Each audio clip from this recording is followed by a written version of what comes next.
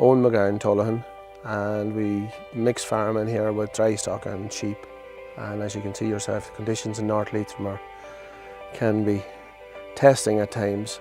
We are farming about 70 hectares here, and I suppose 20% of it would be a bit of shrub on it and stuff like that. With the new regulations, the shrub is deducted from your area for your payments or entitlements.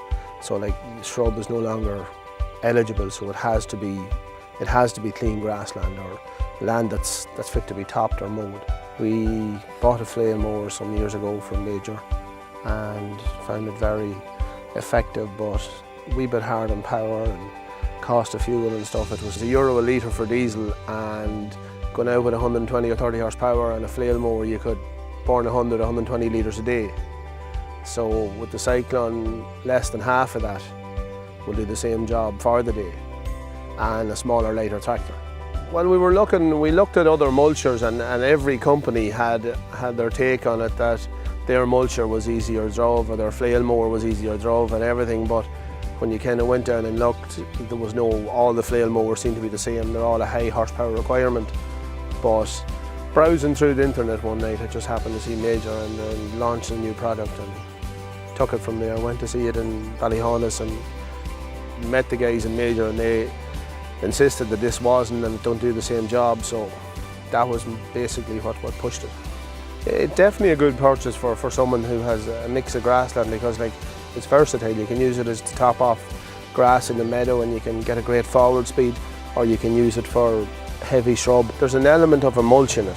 What we find with the flail mower and the Cyclone mower, land that seems to be mulched off in October, it has definitely a benefit to the ground, because it does come back richer in the spring. So you will definitely get grass back quicker. So it is better than your conventional topper, and yet it's easier run than your flail mower. I have it a year now at the moment.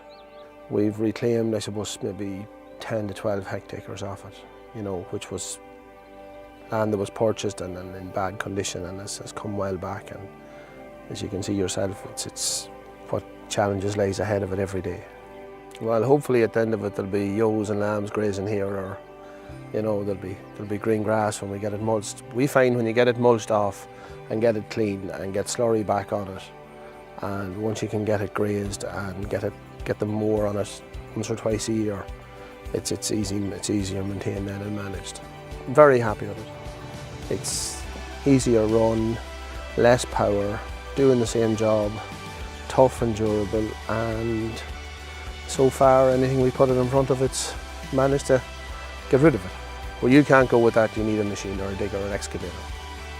When you purchase something from Major, that it's strong, it's robust, and it'll do the job it's meant to do. You can send a lad off with it for the day, and if he rings you, he's sunk.